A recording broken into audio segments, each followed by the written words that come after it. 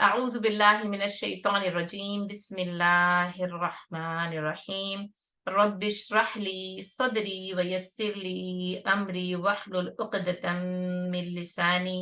یفقهوا قولی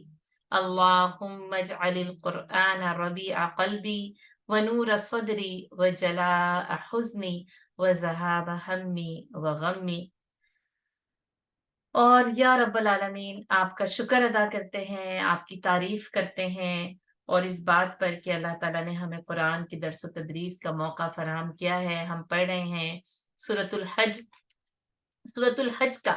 آخری مقام ہے، آخری رکوع ہے۔ یہ رکوع علماء کرام کی اصطلاح میں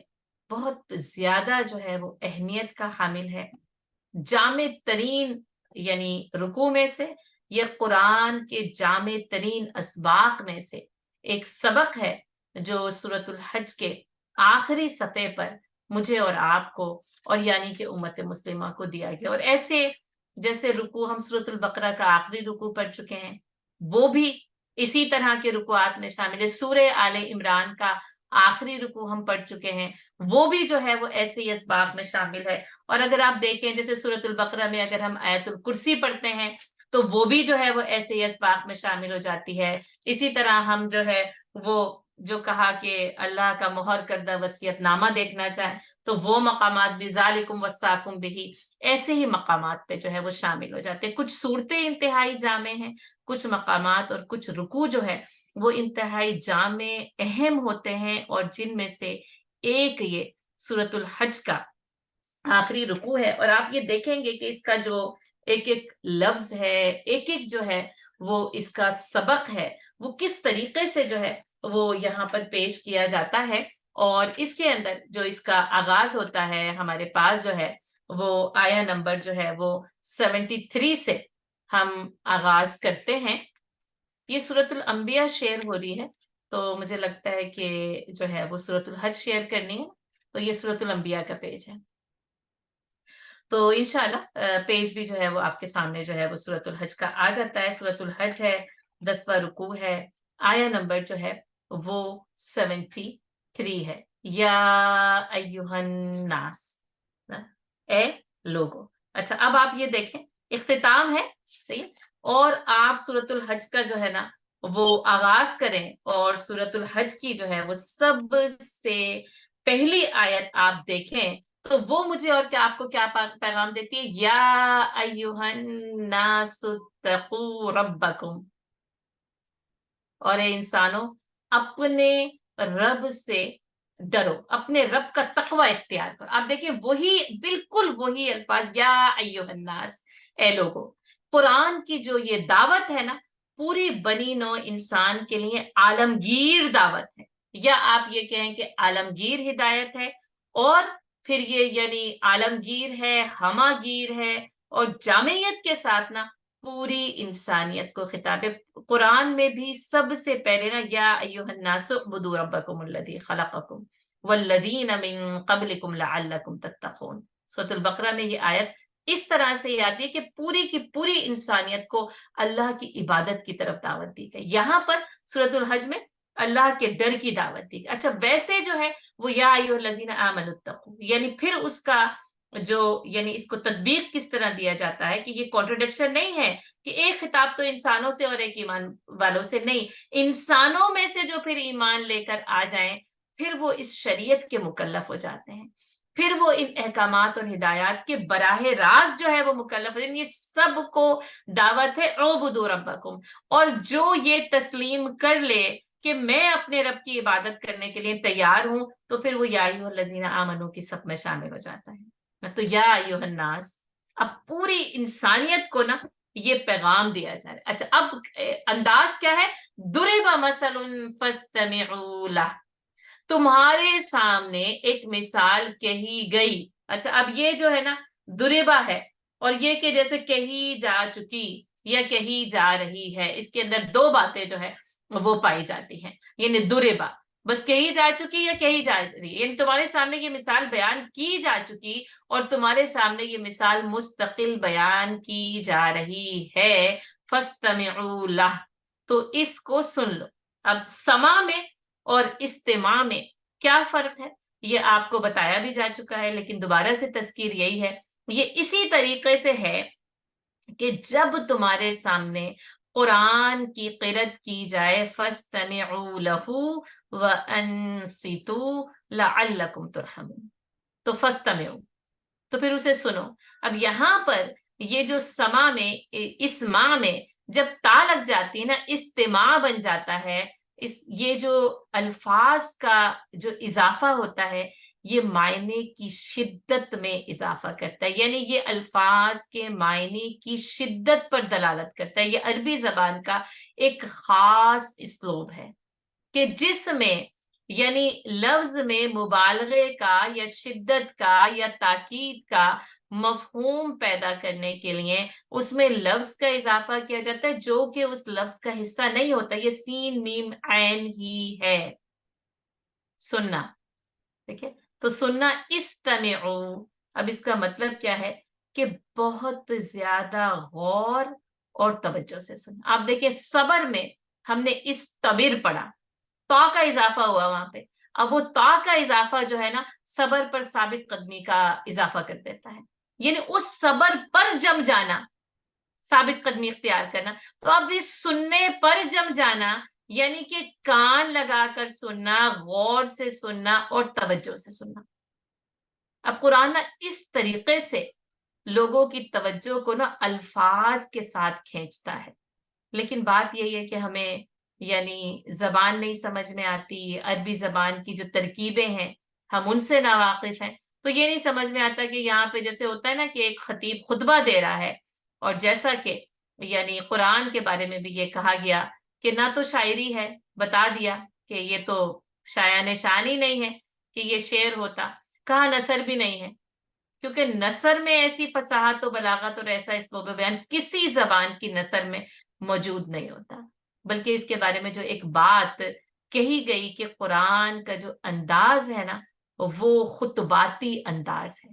خطبوں کا سا انداز ہے، جیسے ایک خطبہ دیا جاتا ہے نا تو اس کے اندر جیسے کبھی جو ہے وہ جب نثر ہوئی تو کہیں وہ قافیہ اور ردیف کی بھی پابند ہو گئی، کہیں وہ قافیہ اور ردیف کی پابندی سے بھی آزاد ہوئی، اور پھر اس کے ساتھ ساتھ نا اس میں کہیں یعنی زور ہوتا ہے، کہیں دلالت ہوتی ہے، کہیں توجہ ہوتی ہے، کئی لوگوں سے یہ کہا جاتا ہے کہ یہ بات غور سے سننا، توجہ سے سننا، یعنی وہ پوری 1 گھنٹے کی اسپیچ میں پھر وہ ایک بات کو جب وہ خطیب کہتا ہے نا کہ میں اس بات کو غور سے سنیں اور توجہ سے سنیں اور لکھ لیں اور سمجھ لیں اور یاد کر لیں، تو جب کیا ہوتا ہے پھر وہ ذہن یعنی کانوں میں آواز آتی ہے، ذہن اور دل اس کی طرف متوجہ ہوتا ہے۔ تو یوں سمجھ لیں کہ یہاں پر نا ایسے ہی ایک خطبے کا یہاں انداز ہے کہ یا ایھا الناس ضرب مثل فاستمعوا لہ، اے انسانوں تمہارے لیے ایک مثال بیان کر دی گئی، یعنی یہ کوئی نئی مثال نہیں ہے، ایسا نہیں ہے کہ پہلی بار کوئی چیز بیان کی گئی، بلکہ پہلے بھی تمہیں بتایا جا چکا ہے اور اب بھی تمہیں یہی مثال کے ذریعے سمجھایا جا رہا ہے، فاستمعوا لہ، تو اس کو بہت توجہ سے، بہت غور سے اور بہت کان لگا کر سن لیا جائے۔ وہ مثال کیا ہے؟ ان الذین تدعون من دون اللہ، اور یقیناً وہ لوگ جو کہ یعنی جن کو اصل میں یہاں پہ کیا ہے کہ جن کو اللہ کو چھوڑ کر جن کو پکارا جاتا ہے، ٹھیک ہے، یعنی کہ وہ جن کو اللہ کو چھوڑ کر پکارا جاتا ہے، یہ ان کی بات ہو رہی، یہ ان کی بات نہیں ہو رہی کہ جو یعنی اللہ کو چھوڑ کر دوسروں کو پکارتے ہیں، بلکہ وہ جن کو جو یعنی اللہ کو چھوڑ کر جن کو پکارا جاتا ہے، ان الذین تدعون من دون اللہ، یعنی وہ ساری کی ساری چیزیں جن کو تم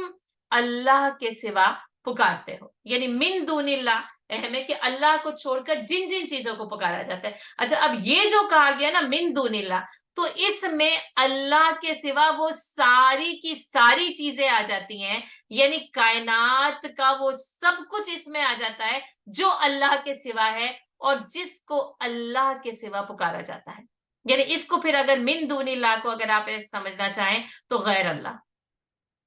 یعنی اللہ کو چھوڑ کر جو بھی کچھ جس کو پکارا جائے سمجھے وہ کچھ بھی ہو سکتا ہے، وہ مظاہر کائنات ہو سکتے ہیں، جیسا کہ چاند، سورج، ستاروں اور سیاروں کی پوجا کی گئی، درختوں کی پوجا کی گئی، اور اسی طریقے سے پھر وہ اللہ کی مخلوق میں جانوروں تک کی پوجا کی گئی. آپ سوچیں، یعنی انسان کی عقل پر حیرانی ہوتی ہے کہ کبھی وہ گائے کے آگے ہاتھ جوڑ کر کھڑا ہو جاتا ہے، کبھی بندر کے آگے، کبھی ہاتھی کے آگے، کبھی سانپ کے آگے. یہ ان جانوروں کو نا وہ خدا مان لیا گیا. اچھا، ان میں تو پھر بھی شاید کوئی جاندار یا شعور یا کچھ لوگوں کو فائدہ یا نقصان پہنچانے کی صلاحیت تو ان کے اندر کچھ نہ کچھ تو موجود ہے. اور لیکن یہ کہ پھر وہ ان بے جان لکڑیوں کو اور دھاتوں کو تراش کر جو بت بنا کر پوجا جانے لگا، اب اس میں وہ بھی شامل ہو جاتے ہیں. اور پھر یہ کہ پھر وہی کہ چاہے وہ اپنی خواہش نفس ہو یا اپنے ہی جیسے انسان ہو جنہیں دیوتا کا اور دیویوں کا روپ دے کر جو ہے وہ پوجا جانے لگا، یا جیسے کہ فرشتوں کو اللہ کی بیٹیاں قرار دے دیا گیا اور پھر ان کو دیویوں کا روپ دے کر پوجا جانے لگا. تو چاہے یعنی یہ ساری چیزیں ہوں، اور چاہے یہ کہ ایک یعنی جس کو کہنا چاہیے کہ گمراہی کی انتہا یہ ہوئی کہ انبیاء کرام جو اللہ کی توحید کا، جو اللہ کے پیغام کو دنیا کے انسانوں تک پہنچانے کے لیے آئے تھے تاکہ لوگوں کو گمراہی کے اندھیروں سے نکال کر من الظلمات الی النور، نور کی طرف لے جائیں، روشنی کی طرف لے جائیں، ان کی بھی عبادت کی جانے لگی. ان میں سے کسی کو تو پھر وہ عین الہ یا ابن اللہ بھی قرار دے دیا گیا. تو یہ یوں سمجھ لیں کہ بس من دون اللہ، فرشتے بھی آ گئے، کائنات بھی آ گئی، اس کی دوسرے درجے کی یعنی دوسری مخلوقیں بھی آ گئیں، اس میں پھر وہ انسان بھی آ گئے، اور جن جن چیزوں کو بھی اللہ کو چھوڑ کر پکارا جاتا ہے. اچھا، یہاں پر بھی نا ایک خاص انداز یہ کیا گیا ہے، یہ نہیں کہا گیا کہ تعبدون من دون اللہ، کہ اللہ کو چھوڑ کر جن جن چیزوں کی تم عبادت کرتے ہو. یہ دو چیزوں کا نا اس فصاحت کے فرق کو سمجھیے گا، یعنی یہاں پر اس کی معنویت کو سمجھیے گا کہ تعبدون من دون اللہ نہیں کہا گیا. اللہ کو چھوڑ کر جن لوگوں کی عبادت کی جاتی ہے ان کو نہیں کہا گیا. گو کہ پکارنا بھی عبادت ہی کی ایک قسم ہے، لیکن اس کو الگ سے یوں ذکر کیا گیا کہ یعنی یہ ہو سکتا ہے کہ کوئی یہ کہہ سکتا ہے کہ ہم تو عبادت نہیں کرتے، لیکن یہ کہ آپ نے عبادت نہیں کی لیکن کسی کو پکار لیا، کسی کو مشکل کشا سمجھ لیا، کسی کو حاجت روا سمجھ لیا، ہے نا، کسی کو سمجھ لیا کہ یہی ہماری فریادوں کو سننا چاہتا ہے. آپ کہتے ہیں کہ نہیں، ہم عبادت نہیں کرتے، ہم تو صرف ایک ہی اللہ کی عبادت کرتے ہیں، لیکن آپ کسی کے یعنی کسی زندہ کے در پہ چلے جاتے ہیں. تو آپ یوں سمجھے کہ اس میں نا یعنی زندہ اور مردہ پھر برابر ہو جاتے ہیں، اور آپ یہ سوچتے ہیں کہ یہ میری اس مشکل کو دور کرے گا تو میری مشکل دور ہوگی، ہے نا. یہ تدعونا ہے، پکارنا. اللہ کو چھوڑ کر کسی کو پکارنے کی یہاں پر مثال بیان کی جا رہی ہے، ان لوگوں کو جن کو اللہ کو چھوڑ کر پکارا جاتا ہے. تو آپ سوچ لیں یہ اتنا شدید ہے. اور اس میں پھر ایک تو وہ فتنہ ہے جو شرک کے حوالے سے لوگ مبتلا ہو گئے، اور ایک وہ فتنہ ہو سکتا ہے جس میں امت مسلمہ مبتلا ہو جائے. وہ کہتے ہیں نہیں، ہم ایک ہی اللہ کی عبادت کرتے ہیں، لیکن آپ دیکھ لیں کہ اولیاء کرام کے مزاروں کے ساتھ، یعنی کہ جہاں پر ان کو دفن کیا جاتا ہے، ظاہر اس کو مزار کہا جاتا ہے، ان کے ساتھ جو امت مسلمہ نے یعنی جو سلوک کیا ہے نا وہ بہت شدید ہے، کہ قبروں میں جا کر صاحب قبر کو پکارنا شروع کر دیا، اور یہ کہ ہم ان کی عبادت نہیں کرتے ہیں اور عقیدت رکھتے ہیں، اور اس کے متعلق عقیدہ یہ ہے کہ کیونکہ یہ اللہ کے مقرب بندے ہیں تو یہ ہماری فریاد کو، یہ ہماری دعا کو اللہ کے پاس لے کر جائیں گے تو سنی جائے گی، پوری کیجیے. اور کہتے ہیں ہم نہیں صاحب قبر کو نہیں پکار رہے، بلکہ ہم تو ان سے یہ درخواست کرنے کے لیے آئے ہیں کہ یہ لے جا کر اللہ کے سامنے ہماری اس درخواست کو پورا کریں. اور پھر آپ دیکھ لیں کہ یہ کہ اللہ کو چھوڑ کرنا کسی کو، تو اللہ کو چھوڑ کر پکارا نا، تو وہاں تو وہی ہے کہ جب یہ میرے بندے وَإِذَا سَأَلَكَ عِبَادِي عَنِّي فَإِنِّي قَرِيبٌ أُجِيبُ دَعْوَةَ الدَّاعِ إِذَا دَعَانِ ادعونی استجب لکم. تو یہ جو تدعونا ہے نا، اس میں یہ سمجھ لیں کہ من دون اللہ میں تو قرآن کیا کہتا ہے؟ ادعونی استجب لکم، تو مجھے پکارو میں تمہاری پکار کا جواب دوں گا۔ تو اللہ کو پکارنے کے لیے اور اس سے فریاد کرنے کے لیے اور حاجت روائی کے لیے اور مشکل کشائی کے لیے اور فریاد رسی کے لیے نا صرف اور صرف اللہ کو پکارنا ہے۔ دعا اسی سے، یعنی پھر وہی کہ امیدیں بھی اسی سے، دعا بھی اسی سے، پکار بھی اسی سے، اور فریاد بھی اسی سے، حاجت روائی بھی اسی سے، مشکل کشائی بھی اسی سے۔ حتیٰ کہ علماء کرام نے یہاں تک کہا اور لکھا، اور یعنی میں بھی حیران ہوتی ہوں اور آپ لوگ بھی، کہ اگر کسی سے آپ نے پانی یہ سوچ کر مانگ لیا نا کہ یہی پانی دے گا تو ملے گا، یا آپ نے یہ سوچ لیا نا کہ پانی پیاس بجھاتا ہے، آپ دیکھیں، میں کہتی ہوں پانی میں یعنی سوچ اور عقیدہ کیا درست کرنا ہے کہ پانی میں پیاس بجھانے کی قدرت اللہ نے رکھی ہے۔ اس اللہ کی اس قدرت جو اللہ نے اس میں رکھی ہے تو وہ پانی لوگوں کی پیاس بجھانے کا کام دیتا ہے، اور اللہ اگر اس سے پیاس بجھانے کی قدرت چھین لے تو پھر کوئی اس پانی سے اپنی پیاس بجھانے پر قادر نہیں ہو سکتا۔ عقیدہ، صحیح عقیدہ یہ ہے۔ اور کہ اگر یہ سوچ کر کسی سے پانی بھی مانگ لیا، اور اب آپ دیکھیں کہ آپ اپنے بچوں سے کسی سے بھی، آپ جہاں بھی ہوتے ہیں، آپ کہتے ہیں ذرا مجھے پانی پلانا، تو اب یہ کہ مقصد یہ نہیں ہے کہ پانی صرف یہی پلا سکتا ہے، مانگا تو جا سکتا ہے، اب ایسا نہیں کہ کسی سے اب کہا ہی نہیں جا سکتا کہ ذرا میری یہ چیز جو ہے وہ یہاں سے ادھر سے لا دیں تو مجھے دے دیں، یہ نہیں ہے، لیکن یہ کہ اگر عقیدے کی درستگی کی پختگی کی حالت دیکھنی ہے یہاں پر، اور یہاں پر یہ جو مثال بیان کی جا رہی ہے نا، یاد رکھیے گا عقیدے کی مثال بیان کی جائے، یعنی عقیدے کو درست کیا جا رہا ہے، تو یہاں پر اس جامع ترین اسباق میں سب سے پہلا جو سبق دیا گیا ہے وہ عقیدے کی صحیح درستگی اور پختگی کا دیا گیا ہے۔ ایک تو وہ درست ہو جائے اور پختہ ہو جائے، وہ بالکل جو ہے وہ سیدھا ہو جائے کہ من دون اللہ، بس اللہ کے غیر کو، اللہ کے سوا کسی چیز کو، وہ جو مطلب اولیاء کرام کا ہی کہنا ہے نا کہ نہ ہم جانتے ہیں نہ ہم پہچانتے ہیں، بس اس کے سوا کوئی نہیں ہے، من دون اللہ،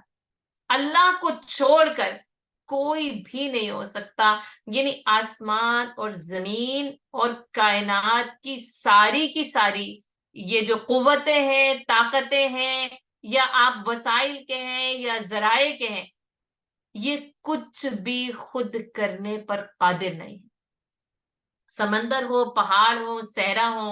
جنگلات ہو، چاند ہو، سورج ہو، ستارے ہو، سیارے ہو، یعنی ان کو تعبدونا تو بہت دور کی بات ہے،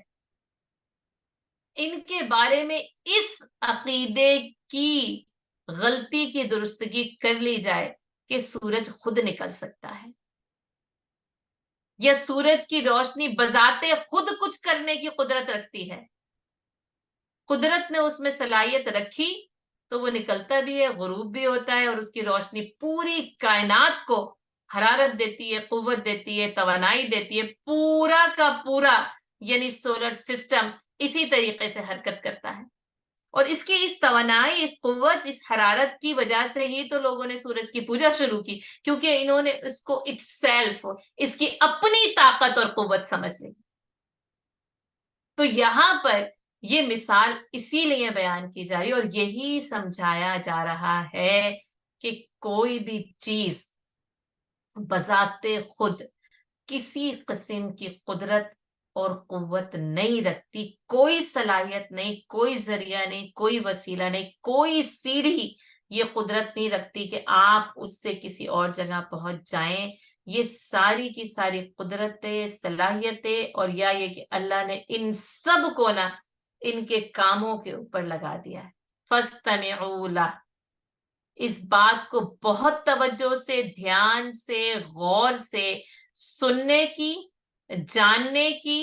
ماننے کی، اور اس پر جم جانے کی ضرورت ہے، جو مثال اللہ تعالیٰ یہاں پر بیان کر رہے ہیں کہ ان الذین تدعون من دون اللہ، کہ وہ لوگ یعنی وہ جن کو اللہ کو چھوڑ کر جن کو بھی پکارا جاتا ہے، لن یخلقوا ذبابا، وہ ایک मक्खी भी तख्लीक नहीं कर सकते वला विज्तमाउ लह, और यानी गैर अल्लाह, अल्लाह के सिवा जो भी कुछ है, अब अल्लाह के सिवा आप देखें सब कुछ है ना, पूरी कायनात आप देखें, इस कायनात में फरिश्ते आ गए, यानी जिन्नात, अल्लाह की सारी मखलूक, सारी तख्लीक आ गई, अल्लाह को छोड़कर सारी की सारी तख्लीक आ गई, यानी फिर उसके अंदर इंसान भी आ गए, फिर अंबियाए कराम आ गए ना, सब आ गए, कुछ भी, चाहे उनको अल्लाह को छोड़कर पुकारा जाए या ना पुकारा जाए, है ना। और यहां पर तो क्या किया, और जिनको भी तुम अल्लाह को छोड़कर पुकारते हो ना,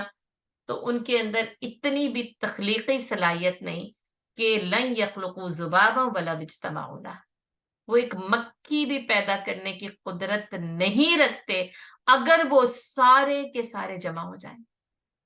और आप देखें, ये एक ऐसा चैलेंज है पूरी इंसानियत को दिया जा रहा है कि अल्लाह को छोड़कर अगर कोई किसी मक्खी को पैदा करने की भी सलाहियत रखता हो ना, और चाहे वो सब के सब जमा हो जाए, वला विज्तमाउला, और इस मकसद के लिए वो सब के सब इकट्ठा हो जाएं, तो वो नहीं कर सकते ऐसा, लन यखलुकु, वो ये तख्लीक कर ही नहीं सकते। वो जो अल्लाह का तारुफ कुरान देता है ना, कि वो रब, इक़रा बिस्मि रब्बिकल्लज़ी खलक, जिसने तुम्हारी तख्लीक की है। और आप देखें बार बार ये दोहराया गया, अल खालिक, या फिर अल खल्लाक भी आता है, और वो जैसा चाहे और जिस तरीके से चाहे तख्लीक की सलाहियत रखते, वो है तख्लीक करने वाला। और ये एक मक्खी भी तख्लीक नहीं कर सकते। यहां पर अल्लाह को छोड़कर यूं समझे कि फिर पूरी कायनात को छोड़कर ना, अल्लाह ने मक्खी की मिसाल में, दुरिबा मसल, ये जो मिसाल है ना, मक्खी की मिसाल बयान। अब आप देखें किस कदर, यानी अदना कह लें, कमजोर कह लें, यानी कुछ लोगों ने हकीर भी लिखा है, यानी ये कि फिर वही ना कि बड़े बड़े, अब सूरज तो बड़ा काम अंजाम देता है ना, तो अब मक्खी का तो काम वैसे तो यूं तो कोई भी बड़ा काम नहीं है, तो लेकिन ये कि वो इस कायनात का एक हिस्सा है। और आप देखें कि उसकी यानी कौन सी सलाहियत को यहाँ पर बयान कीजिए। अब सलाहियत तो रखती है, अब फिर बात यही है ना कि कोई भी चीज इस कारखाने में कोई बेकार तो नहीं है, किसी भी चीज को बेकार, बेमकसद और लग़्व और फजूल तो नहीं पैदा किया गया, लेकिन ये कि कुछ तख्लीकें बहुत बड़े बड़े काम अंजाम देती हैं और कुछ तख्लीकें छोटे छोटे काम अंजाम देती हैं। तो कहा कि इसमें जो मिसाल बयान की जा रही है ना, असल में जुबाबा की मिसाल है ना, यानी अगर ये कहना दुरिबा मसलन जुबाबा, तो यहाँ पर इस मक्खी की मिसाल बयान की जा रही है कि जिन जिन चीजों को अल्लाह को छोड़कर पुकारा जाता है, वो एक मक्खी को पैदा करने की भी कुदरत नहीं रखते। व इन यस्लुबहुमु ज़ुबाबु शैया, और अगर मक्खी उनसे कुछ सल्ब कर ले, कुछ छीन कर ले जाए, ला यस्तनक़िज़ूहु मिन, तो वो उससे कुछ भी छुड़ा नहीं सकते। अब देखिए इंसान जो इस पूरी यानी तख्लीकात में शाहकार तख्लीक है अल्लाह ताला, उसके पास ये कुदरत नहीं है कि मक्खी को पकड़कर उससे वो वापस ले सके जो वो छीन कर ले गई। अच्छा, वो छीन कर भी क्या ले जाती है? अब इसके लिए ना एक ऐसी मंजर निगारी को सामने लाएं कि ये शिर्क है, बुत परस्ती है, ये सारे के सारे, ये हुबल, लात, उज्जा, मनात, या आज की बुत परस्ती, हिंदुइज्म समझ लीजिए, वो सारे बुत सजे हुए, अब उनके सामने ना चढ़ावे पेश किए जाते हैं। अब आपको पता है कि मिठाइयां, अब वो तो मूर्तियों को तो खैर वो सोने से ही लाद देते हैं, अब वो सामने जो है ना वो रखा हुआ है, नजराना रखा हुआ है, चढ़ावा रखा हुआ है, फिर मिठाइयां चढ़ाई जा रही हैं, कुछ खाने भी हो सकते हैं। अब यूं सोचें कि उन खानों के ऊपर आकर मक्खियां बैठने लगती हैं, वो मक्खियां उस खाने से जो कुछ भी ले जाती हैं, ये बुत उनसे, उन मक्खियों से उस खाने को भी छीन लेने की सलाहियत नहीं रखते। या वो जो मुजाविर, या वो जो पुजारी, या वो जो महिंत, वो जो वहां बैठा हुआ होता है, वो भी ना वो मक्खियों को उड़ाएगा, लेकिन उसके पास भी ये ताकत नहीं कि वो मक्खियां जो उस मिठाई में से या उस खाने में से या जो चीजें भी सामने रखी हुई हैं, उनमें से कुछ जो है वो ले जाएं, जो उनका तरीका कार है, जिस तरीके से भी वो अक्स करें कि वो उनसे छीन कर जो है वो वापस ला सके। दऊफत तालिब वल मतलूब, चाहने वाला और जिसे चाहा जा रहा है। इस ज़ौफ में वो दोनों के दोनों बराबर है, दाउफत तालिबु वल मतलूब। और ये कुरान की वो फसाहत व बलागत है, और यहाँ पर ऐसी ये मानवियत है कि यानी मिसाल तो मक्खी की दी गई, और अल्लाह को छोड़कर जिन जिन को भी पुकारा जाए वो सब, उनके पास ये कुदरत नहीं, ये सलाहियत नहीं। और यहाँ पर आकर ना, यानी तालिब और मतलूब के जरिए जिस चीज की वजाहत की गई है ना, आप ये देखें कि ये एक ऐसा, इस आयत का ये आखिरी एक टुकड़ा ऐसा टुकड़ा है कि ये ना, जैसे एक आम तौर पर एक मिसाल पेश की जा रही है मक्खी की, कमजोर तरीन अदना तरीन मखलूक की, और वो अगर जिनको भी अल्लाह को छोड़कर जाना जाता है, माना जाता है, पुकारा जाता है, पूजा की जाती है, सजदे किए जाते हैं, उनमें से किसी के पास भी ये तख्लीकी सलाहियत नहीं कि वो मक्खी को पैदा कर सके, और अगर मक्खी उनसे कुछ छीन कर ले जाए तो वो उससे वापस लाने पर कादिर हो सके। अब आप देखें, ये बड़े बड़े, यानी जितने इंटेलेक्चुअल समझ लें, जितने भी इस दुनिया में मिन दूनिल्लाह, अब उन इस अल्लाह को छोड़कर इस मुकाबिल में चाहे फिरौन खड़ा हुआ हो, चाहे नमरूद खड़ा हुआ हो, है ना, और चाहे आज का वो एक इस्तिआरा है ना, तकब्बुर का, जुल्म का, कयादत का, हुकूमत का, जो छा जाते हैं, जो जुल्म करते हैं, जो कि कौमों को जो है वो गुलाम बना लेते हैं, तो वो आज तक जो जो भी ये सब कुछ करता चला आ रहा है ना, तालिब वल मतलूब। और इसके अलावा ना, क्योंकि यहाँ पर अकीदे की दुरुस्तगी है, यहाँ पर फिक्र को संवारा जा रहा है, अकीदे को दुरुस्त राह पर डालकर उसको पुख्ता किया जा रहा है, तो दौफत तालिबु वल मतलूब में मिन दूनिल्लाह को छोड़कर जितने भी अकीदे हैं, जितनी भी फिक्रें हैं, यानी फिक्र की बात करें, जितने भी नजरिए हैं ना, जितने भी फलसफे हैं, जितने भी नजरिए हैं, और जितने भी मजाहिब हैं, दौफत तालिबु वल मतलूब, चाहने वाला और जिसे चाहा जाए, दोनों कमजोर हैं। यहां पर ना दोनों का ज़ौक़ बताया जा रहा है। सिर्फ जो है वो मक्खी, यानी मक्खी कमजोर नहीं है, बल्कि वो उससे ज्यादा कमजोर है जो उस मक्खी से कुछ वापस छीन कर लाने की कुदरत नहीं रखता। और इस मिसाल को वाजे करके ना, जैसे आप ये सोचे कि कायनाती उफ्क पर ना एक जो, जिसको आप कहते हैं ना, ये हॉरिजन जो है,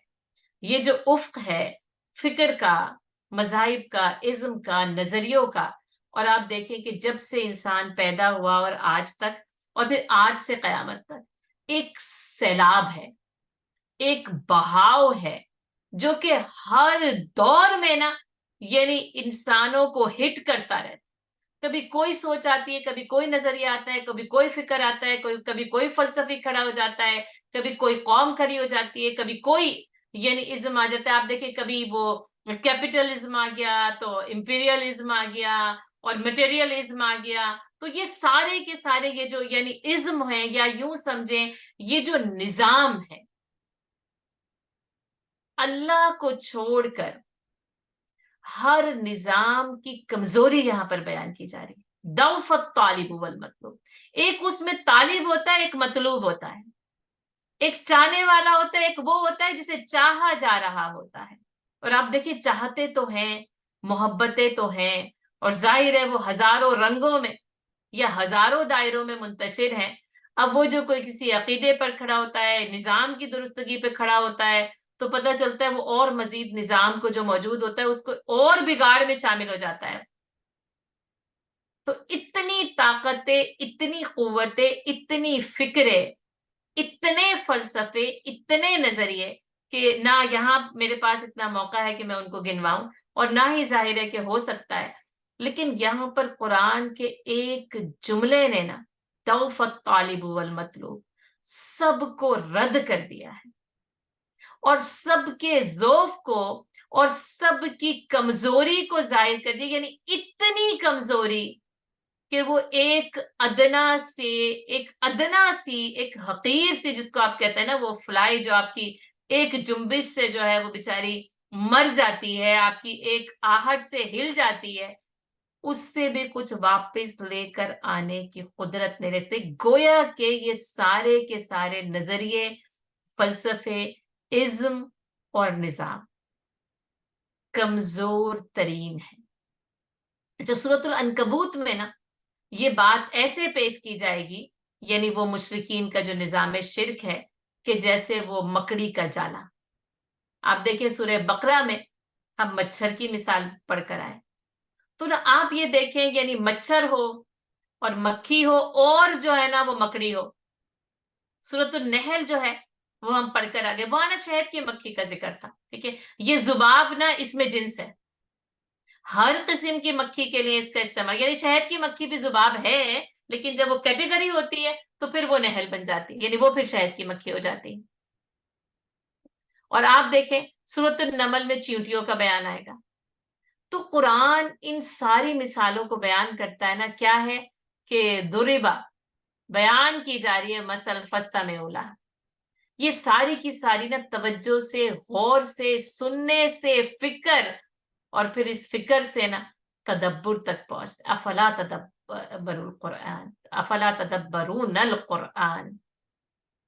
ہے نا. اور کیا یہ قرآن میں تدبر نہیں کرتے؟ ان مثالوں کے ذریعے نا یعنی فکر کو،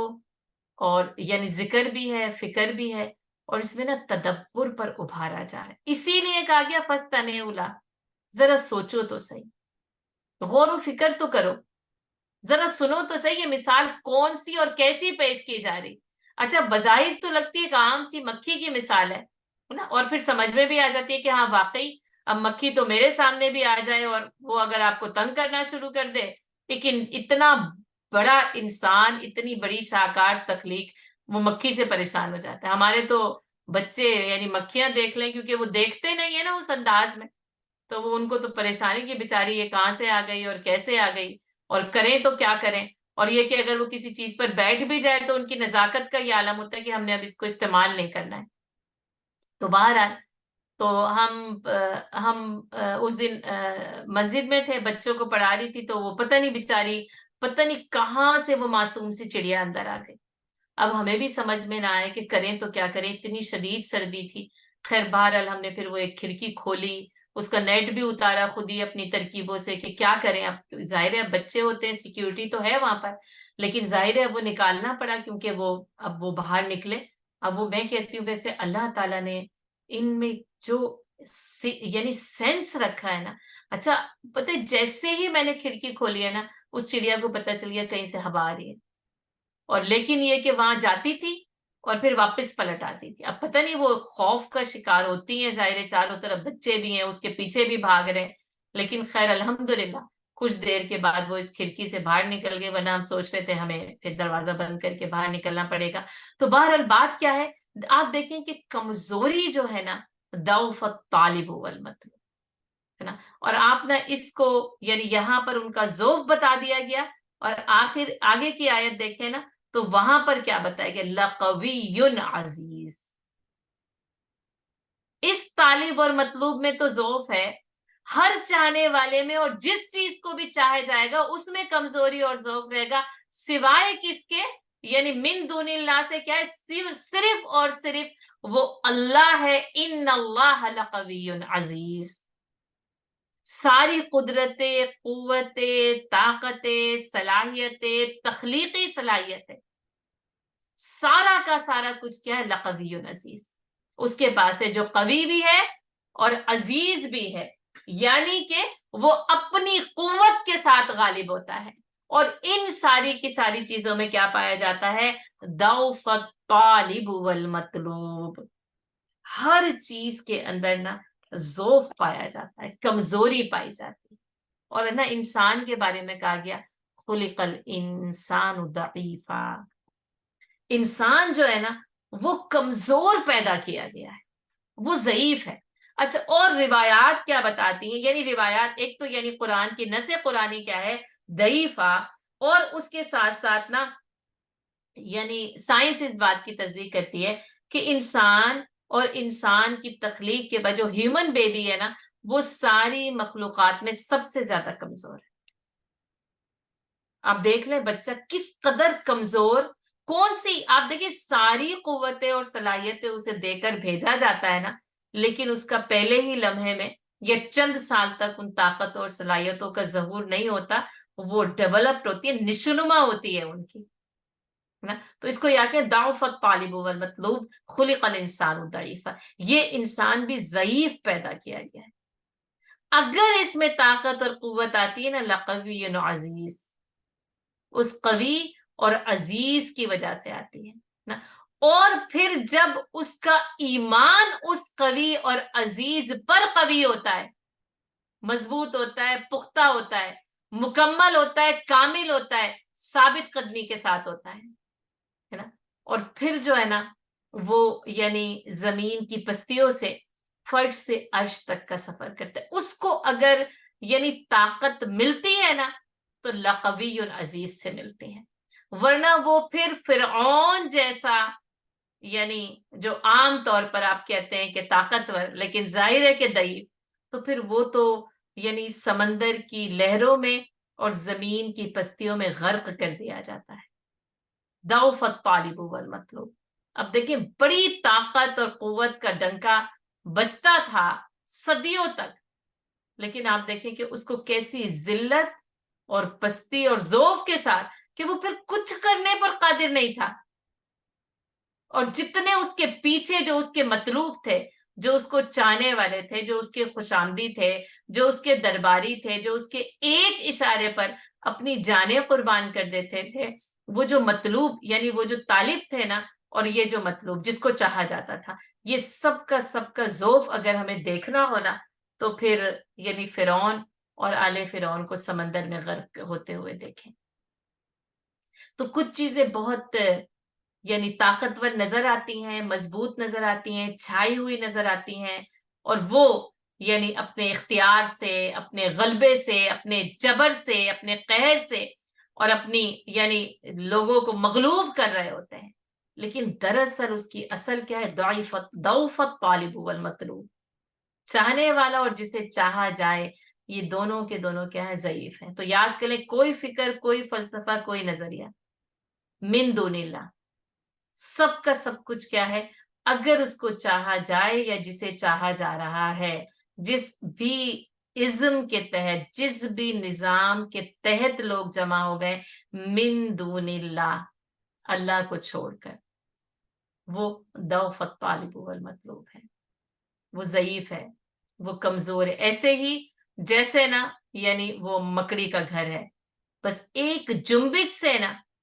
بس وہ کیا ہوتا ہے, مسمار ہو جاتا ہے. گو کہ یعنی اس کی جو انجینئرنگ ہے نا اس پہ انسان کے دماغ کی انجینئرنگ حیران ہے کہ وہ کیسے جو اس گھر کے وہ کھانے بناتی ہے وہ مکڑی, اور وہ کس طریقے سے. اسی طرح آپ دیکھیں کہ وہ شہد کی مکھی جو شہد بناتی ہے, ہم نے اس پہ کچھ تحقیق کو بھی آپ کے سامنے رکھا, آپ لوگوں نے خود بھی اس میں تحقیق کی کہ وہ کیسی ایک بے مثال کاریگری کے ساتھ جو ہے وہ اس شہد کو بناتی ہے.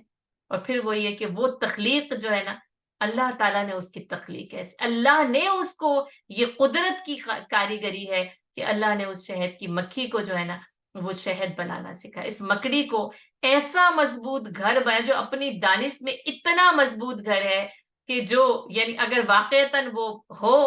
تو پھر وہ اس کو کسی بھی طریقے سے یعنی توڑا نہیں جا سکتا, کراس نہیں کیا جا سکتا, لیکن ایک جنبش نہ اس پورے کے پورے گھر کو یعنی اس کے لیے کسی ڈائنامائٹ کی ضرورت نہیں ہوتی کہ اس کو مسمار کیا جائے, ایک لمحے میں وہ پورا کا پورا جو ہے نا وہ بیکار اور لغو جو ہے وہ مکڑی کا جالا ثابت ہے. تو ضعف الطالب والمطلوب, چاہنے والا اور جسے چاہا جائے, سب کے سب کیا ہے, کمزور ہیں. اچھا اب یہ جو یعنی یہ طالب اور مطلوب کا جو نظام تھا اور جو کہ ضعیف ہے, جو کہ کمزور ہے, یہ کس وجہ سے اس کائنات میں پایا جاتا ہے, یہ مجھے اور آپ کو نا اگلی آیت بتا رہی ہے. کیوں ہے؟ اس لیے کہ ما قدر اللہ حق قدری, کہ اللہ کی قدر ویسے نہیں کی گئی جیسے کہ اس کی قدر کی جانی چاہیے تھی. یہ اس وجہ سے ہے. کیوں؟ یعنی ہم کیوں یہ دیکھیں کہ من دون اللہ کو چھوڑ کر یہ اتنی کثرت کے ساتھ جو ہے وہ نظام ہے، ازم ہے، کبھی کوئی جھنڈا لے کر کھڑا ہو جاتا ہے، کبھی کوئی کسی نظریے کا دعوے دار ہو کر کھڑا ہو جاتا ہے، اور پورے یعنی عالم کے اوپر جو ہے نا اس کا نظریہ جو ہے وہ چھانے لگتا ہے، لوگ اس کے بارے میں باتیں کرتے ہیں، لوگ اس جھنڈے کے گرد جمع ہو جاتے ہیں. اس کی وجہ کیا ہے؟ یہ من دون اللہ کا یہ جو چاروں طرف ایک یعنی جس کو یوں سمجھیں کہ یعنی اس کا ایک غلبہ نظر آتا ہے، وہ چھایا ہوا نظر آتا ہے، یعنی یہ باطل جو ہے وہ سامنے نظر آتا ہے، وہ حق کے مقابل میں کھڑا ہو جاتا ہے. اس کی وجہ کیا ہے؟ ما قدر اللہ حق قدری. اس لیے کہ لوگوں نے اللہ کی قدر ویسے نہیں پہچانی جیسے کہ پہچانی جانی چاہیے تھی. اچھا، اس کا ایک یعنی مطلب یہ بھی ہے، یا یعنی اس کو ایک ایسے جو ہے نا ایسے بھی بیان کیا گیا کہ یہ دوف الطالب والمطلوب کیوں پیدا ہوتے ہیں، یعنی یہ کہ چاہنے والے اور جنہیں چاہا جائے وہ چاروں طرف اللہ کو چھوڑ کر کیوں نظر آتے ہیں؟ اس لیے کہ انہوں نے اللہ کی قدرت پر ویسے غور نہیں کیا جیسا کہ غور کیا جانا چاہیے تھا. یعنی اگر اس قدرت پر اور قدرت کے عجائبات کمالات پر، یعنی انہوں نے مظاہر قدرت پر تو غور کر لیا ہے نا کہ یہ سورج ہے تو چاند ہے تو ستارہ ہے، اور آپ دیکھیں یہ سائنس اور سیاروں کی سائنس اور یہ ساری چیزیں یعنی کہاں کہاں تک جو ہے نا وہ پہنچتی چلی جا رہی ہے کہ باقاعدہ طور پر انسان جو ہے وہ اپنے قدم ان سیاروں تک لے جا رہے ہیں. ان چیزوں میں تو غور و فکر ہو رہی ہے، لیکن اس قدرت کے مرکز پر غور و فکر نہیں ہو رہی. ما قدر اللہ حق قدری، کہ آخر یہ سارا کا سارا جو نظام قدرت ہے، یہ جو مضبوط ترین نظام ہے، آخر یہ بنایا کس نے ہے؟ تو کہا گیا کہ ما قدر اللہ حق قدری. ایک تو یہ ہے کہ اللہ کی قدر ویسے نہ کی جیسے کی جانی چاہیے تھی، لیکن دوسرا اس کا مطلب کہ انہوں نے اللہ کی قدرتوں کو ویسے نہیں سمجھا، یعنی ان کے حق کے ساتھ ان قدرتوں کو نہیں سمجھا گیا، یا مظاہر قدرت کو ویسے نہیں سمجھا گیا جیسے کہ سمجھا جانا چاہیے تھا. یعنی اللہ کی قدرت جو اس پوری کائنات کے اوپر محیط ہے. ایک تو تخلیق ہے، ٹھیک ہے، تخلیق کائنات، ٹھیک ہے، اس کو لکھیں اور ابھی اس کو لکھ کر رکھ لیں. پھر ہے قدرت کائنات. اس تخلیق کی جو قدرت ہے، اس تخلیق پر جو اللہ تعالی قادر ہے کہ سورج کو بنا تو دیا گیا، لیکن سورج کو بنانے کے بعد جو ہے وہ اپنی مرضی پر نہیں چھوڑ دیا گیا کہ وہ جیسے جی چاہے نکلے اور جیسے جی چاہے غروب ہو جائے. ان مظاہر قدرت پر جو قدرت کا غلبہ ہے، دونوں کمالات ہیں، ایک اس کی تخلیق اور پھر اس کے اوپر اللہ تعالیٰ کی جو ہے وہ بے مثال قدرت. ما قدر اللہ حق قدری. تو کیا ہے کہ اس قدرت کی قدر ویسے نہیں کی گئی جیسے کہ کیا جانی چاہیے تھی، یا یہ کہ اس قدرت پر ایسا غور و فکر نہیں کیا گیا جیسا کہ اس کے حق کے ساتھ کیا جانا چاہیے تھا. یعنی ایک تخلیق کائنات اور پھر میں نے آپ کو کہا قدرت کائنات، یعنی یہ تخلیق کیسے یعنی ورک آؤٹ کرتی ہے، یہ نظام قدرت کیسے چلتا چلا جا رہا ہے. اب وہ سورج کی گردش، وہ زمین کی گردش نا، اصل تو اس کا کمال یہ ہے کہ کیسے قدرت نے یعنی اللہ نے اس کو اپنی قدرت میں لے کر جو ہے اس کو چلا رہا ہے اللہ تعالیٰ. اور پھر وہی تو ہے جو نظام ہستی چلا رہا ہے، پوری نظام کائنات. اور اس کائنات میں یہ ہستی، یہ جو ہے نا یعنی انسان کا یہ وجود کائنات جو ہے وہ سب کچھ، دونوں چیزیں اللہ تعالیٰ کس طریقے سے اس کو قدرت کے ساتھ چلا ہے. اچھا، اب کائنات کو یعنی تخلیق کائنات پہ غور و فکر کریں تو اس کی وسعت کیسی، یعنی ایسا وسعت نہ، جیسے اللہ تعالیٰ نے کہا نا کہ وَالسَّمَاءَ بَنَيْنَاهَا بِأَيْدٍ وَإِنَّا لَمُوسِعُونَ، اور آسمان کو ہم نے اپنے ہاتھوں سے بنایا اور ہم اس میں وسعت کرتے چلے جا رہے ہیں، کرتے چلے جا رہے ہیں۔ اور یہاں پر اس مقام پر اس وسعت کو ان ڈسکوریز سے سمجھیے جو انسان اس کائنات کی جو ڈسکوریز ہو رہی، جو اس سے پہلے کبھی نہیں ہوئی تھی، یہ ٹیکنالوجی کے جو عروج پر انسان پہنچتا جا رہا ہے، تو وہ ڈسکوریز ہو جائے گی اس کائنات کی وسعت کا وہ عالم ہے کہ انسان جو ہے وہ یعنی کہ سوچ بھی نہیں سکتا کہ یہ سورج، چاند، ستارے، سیارے، یہ ہمارا کرۂ ارض اور اس کی وسعتیں، جس کو آپ کہتے ہیں کہ کائنات لامحدود وسعتوں کے ساتھ ہے، اور صرف جو ہے نا وہ اللہ ہی اس کی وسعت کو سمجھ سکتا ہے، بس اس کو پتا ہے کہ اس کی حدیں کیا ہیں، ورنہ انسان تو بس اس کو ڈسکور کرتا جا رہا ہے اور اس کی لامحدود وسعتوں میں نا یعنی کھوتا جا رہا ہے اور گم جو ہے وہ ہوتا چلا جا رہا ہے۔ اور یہ ساری کی ساری وسعتیں جو ہے وہ گردش کیسے کر رہی ہیں، وہ کام کیسے کر رہی ہیں، تو یہ سارے کے سارے جو علوم ہیں، جو ڈسکوریز کے علوم ہیں، جو سائنسی علوم ہیں، جو جغرافیائی علوم ہیں، آپ دیکھیں یہ پوری یعنی کائنات کے اوپر یہ جو علوم کی بھی ایک بھرمار ہے نا،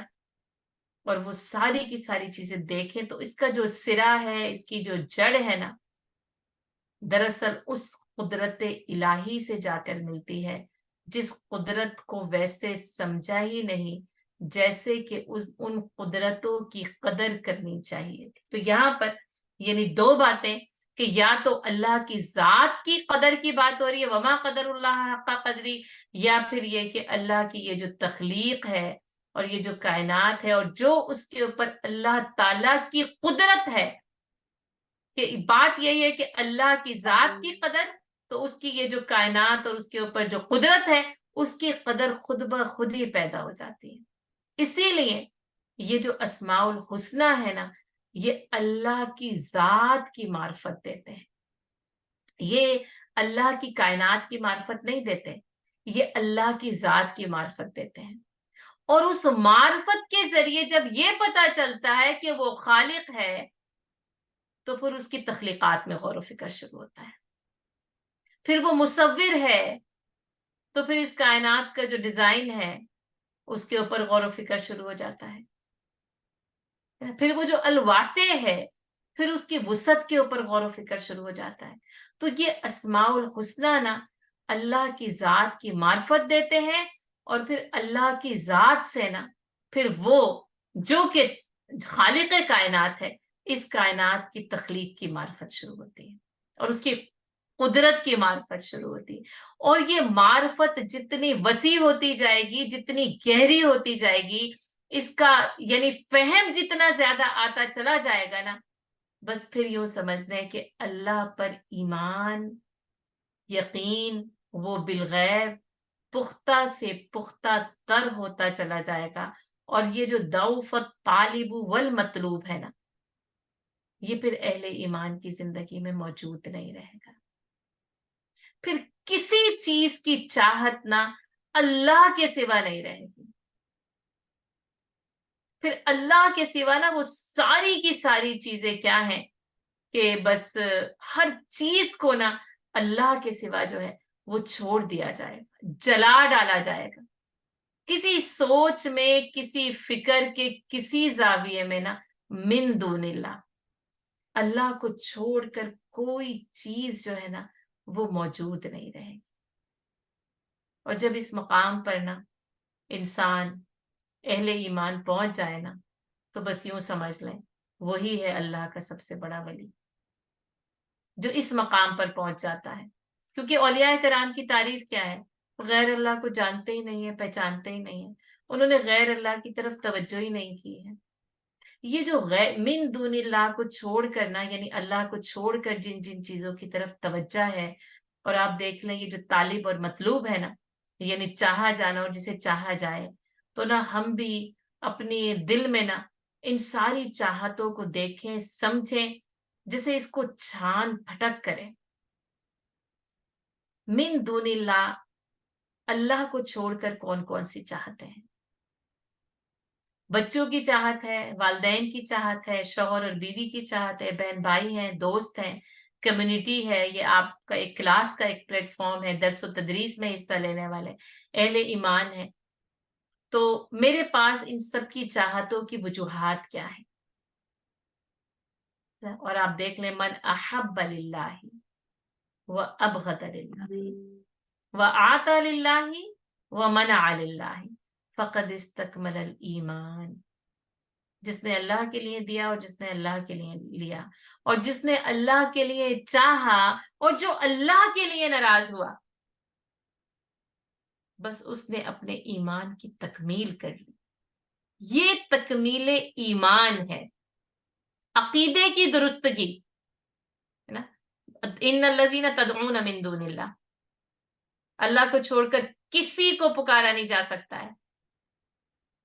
اور پھر جب انسان کے سارے اعمال، افعال اور احوال اس عقیدے کے تابع ہو جائے نا، فقد استکمل الایمان، تو پھر ایمان مکمل ہو جاتا ہے. ما قدر اللہ حق قدری، اللہ کی ذات کی ویسے قدر نہ کی. اگر اب جیسے ایک تو سوچ و فکر کی بات ہے، تمام عزم نظریہ اور فکر کی بات ہے، اور پھر اگر پھر واقعتاً اہل ایمان کی بات ہونا، تو بات یہی ہے کہ کیا واقعتاً اہل ایمان نے بھی اللہ کی ویسے قدر کی جیسے کہ کی جانی چاہیے تھی. ہمیں تو اس کائنات کی تخلیق کی کسی سائنس کی کوئی وجہ نہیں چاہیے کہ کسی چیز کو دیکھ کر ہم ایمان لے کریں. اسی لیے مطلوب تو یعنی ایمان بالشہادہ ہے ہی نہیں، ایمان بالغیب ہے. اس غیب کے اوپر شہادت دی جاتی ہے، اشہد ان لا الہ الا اللہ و اشہد ان محمدا عبدہ و رسولہ. نہ اللہ کو دیکھا ہے، نہ رسول کو دیکھا ہے. دیکھنے کے بعد، اور اسی لیے تو آپ صلی اللہ علیہ وسلم نے فرمایا تھا نا کہ میرے یعنی بھائی وہ کون ہے جو بغیر دیکھے مجھ پر ایمان لائیں گے اور مجھ پر اپنی جان اور مال نچھاور کرنے کے لیے، قربان کرنے کے لیے تیار ہو جائیں. آپ دیکھیں کہ صحابہ کرام کے سامنے آپ صلی اللہ علیہ وسلم اس بات کو بیان کر رہے ہیں. کتنا بڑا اعزاز ہے ان اہل ایمان کا، جو ایمان بالغیب کے ساتھ نا پھر وہ سب کچھ نچھاور کرنے کا ایمان رکھتے ہیں. صحابہ کہا کہ نہیں، تم تو مجھے دیکھ کر مجھ پر ایمان لے کر آئے ہو. صحابہ کرام کا ایمان بالرسول ایمان بالغیب نہیں تھا، ایمان بالشہادہ تھا. ہاں، اللہ کا ایمان بالغیب تھا، اللہ کو نہیں دیکھا، لیکن انہوں نے اللہ کی اتنی بڑی نشانی کو دیکھا کہ ان کے سامنے قرآن اترا کرتا تھا، اور انہوں نے پھر اس ایمان کا حق ادا کیا. یاد رکھیے. اچھا، اسی طرح ما قدر اللہ حق قدری، یہ اسی طرح ہے جیسے اللہ تعالیٰ کہتا ہے نا کہ اتقوا اللہ حق تقاتہ، اور اللہ سے ڈرو جیسا کہ اللہ سے ڈرنے کا حق ہے. تو یہاں پر جیسے کہ یہ کہا جائے کہ تم اللہ کی ویسے قدر کرو جیسے کہ کیا جانے کا حق ہے، یہاں پر یہ بات نا ایک جیسے بطور شکوہ بیان ہوئی ہے. مفسرین کرام نے یہ بھی لکھا ہے کہ اللہ نے اپنی ناقدری کا شکوہ کیا ہے. ما قدر اللہ حق قدر. اور آپ دیکھیں یہ شکوہ یعنی حق بجانب ہے، اور بات یہی ہے کہ یہ کمزور مخلوق اس لقوی عزیز کی قدر کا حق ادا کرے بھی تو کیسے کرے. لیکن اسی خلق الانسان ضعیفہ کو اللہ تعالیٰ نے مسجود ملائک بنایا، اور اس لیے کہ وہ اس بوجھ کو اٹھانے کی طاقت رکھتا تھا، اس کو خلیفتاً فی الارض بنایا گیا کہ وہ اللہ کی قدر کی پہچان کر کے جب وہ اس دنیا میں اترے گا تو دنیا میں لوگوں کو اللہ سے متعارف کرائے گا، اللہ سے جوڑے گا، اور وہ اللہ کے اس نظام کو جو کہ اس کا قدرتی نظام ہے، جو کہ اس کی قدرت کا نظام ہے، اس زمین کے اوپر نافذ کرے گا اور غالب کرے گا. ما قدر اللہ حق قدری. اور میں آپ کو بتاؤں، اس آیت کا حق ادا کیا ہی نہیں جا سکتا. جیسے نا اللہ کی ذات کا، اس کی قدرت کے حق کو سمجھنا نا ہم بے بس انسانوں کے یعنی بس سے بہت دور ہے اور باہر ہے. لیکن یعنی مشکل یہ ہے یا اعزاز یہ ہے کہ اللہ تعالیٰ نے انسانوں کو اس کا مکلف بنایا ہے، اور انسانوں میں سے بھی یا ایھا الناس میں سے چن کرنا آگے آ جائے گا، یا ایھا الذین آمنوا، اہل ایمان کو اس کا مکلف بنایا کہ وہ اللہ کی قدر کو ویسے پہچانے. یعنی یہ کہ کوئی ضعیف طالب اور مطلوب ہو سکتا ہے، لیکن تم کیسے ضعیف ہو سکتے ہو؟ تمہارے پاس تو ان اللہ لقوی عزیز، اس کی پہچان موجود ہے. اور اگر اللہ کی پہچان اس کے حق کے ساتھ ہوتی ہے نا، تو پھر مسلمان واقعتاً طاقتور بنتے ہیں، غالب ہوتے ہیں. پھر ان میں نا، پھر وہ عمر فاروق موجود ہوتے ہیں جو اسلام کی فتح کا جو ہے نا وہ جھنڈا 22 لاکھ مربع میل کے اوپر کاٹتے ہیں. ان اللہ لقوی عزیز، وہاں پر کہا تھا وہ ضعیف ہے. ہر چاہت اور ہر چاہت کو چاہنے والا کمزور ہے. ہر فلسفہ، ہر فکر، ہر نظریہ، ہر ازم، ہر نظام اور ہر مذہب، یعنی بنیاد سے لے کر اپنی تکمیل تک سب کچھ کیا ہے؟ کمزور ہے. ان اللہ لقوی عزیز، من دون اللہ ہر چیز کمزور ہے، بس اللہ کا ساتھ نہ طاقت دیتا ہے. اور اس کی یہ دو صفات یہاں پر بیان کی گئیں. ایک تو یہ کہ اور بے شک اللہ تعالیٰ جو ہے نا لقوی ہے اور عزیز ہے. طاقت اور قدرت، یعنی پھر کیا ہے؟ لقوی، سب سے زیادہ طاقتور. امام بہقی نے اسماء الحسنہ کی جو تشریح کی ہے، اس میں قوی کے اندر لکھا ہے کہ وہ طاقتور کہ جس پر کسی بھی حال میں عاجزی نہیں آتی، وہ عاجز نہیں ہو سکتا، اس کو عاجز کیا ہی نہیں جا سکتا. اور یہ جو لفظ ہے، یہ جو اسماء الحسنہ میں سے یہ جو اللہ کا یہ جو اسم مبارک ہے، یہ قرآن میں 9 مقامات پر آیا ہے. اور اس کے ساتھ ساتھ کیا کہ جیسے وہ کہا ان القوت للہ جمیعا، تمام کی تمام جو قوت ہے نا وہ صرف اور صرف اللہ کے پاس ہے. اچھا، 9 مقامات پر آیا ہے، ٹھیک ہے، اور 7 مقامات پر عزیز کے ساتھ ہی آیا ہے. اور آپ دیکھیں جو عزیز ہے وہ کثرت کے ساتھ آیا، قوی جو ہے وہ کثرت کے ساتھ نہیں آیا ہے. اور عزیز بھی آپ کو پتہ ہے اس میں عزت بھی ہے، اور اس میں عزت کے ساتھ غلبہ بھی ہے کہ وہ غالب بھی ہے اور زبردست بھی ہے. اچھا، یہاں پر یہ جو دوفت طالب والمطلوب کے ساتھ جو ہے نا، یعنی وہاں پر 2 ہے نا، طالب ہے اور مطلوب ہے نا، اور یہاں پر اللہ کی 2، ایک تو ضعیف ہوتا تو بس ٹھیک ہے، اس کے مقابلے میں قوی، لیکن طالب اور مطلوب دونوں کے مقابلے میں لقوی عزیز آیا ہے. ٹھیک ہے، اور کیا ہے کہ اس کا غلبہ قوت کے ساتھ ہے نا، اور ہر یعنی چاہت اور چاہنے والا، ہر غلبہ، ہر نظام اور ازم اس عزیز کے سامنے جو ہے نا ذلیل ہے، چھوٹا ہے، جھکا ہوا ہے نا. کیونکہ جیسے عزت، جیسے کہنا عزت کے ساتھ یہ غلبہ، اس میں دونوں چیزیں، عزت بھی ہے اور غلبہ بھی ہے. اچھا، اور عزت کے ساتھ غلبہ ہوتا ہے تو وہ اس کی پوری قوت کے ساتھ ہوتا ہے. لقوی کا مطلب یہ ہے کہ اس کی عزت اور اس کا غلبہ اپنی پوری کی پوری جو ہے نا وہ طاقت کے ساتھ. اور اب کیا ہے کہ جو عزیز ہے، یعنی ایسی اس کی عزت اور ایسا اس کا غلبہ ہے کہ اس کے غلبے تک پہنچا نہیں جا سکتا. کسی طالب اور مطلوب کی رسائی اس غلبے اور اس عزت تک جو ہے وہ نہیں ہو سکتی. یہ نام جو ہے نا وہ قرآن کریم میں 92 ٹائمز آیا ہے، عزیز. اور قوی جو ہے وہ 9 ٹائمز آیا ہے، اور 7 مرتبہ عزیز کے ساتھ آیا ہے، اور 2 مرتبہ نا آیا ہے شدید العقاب کے ساتھ آیا ہے.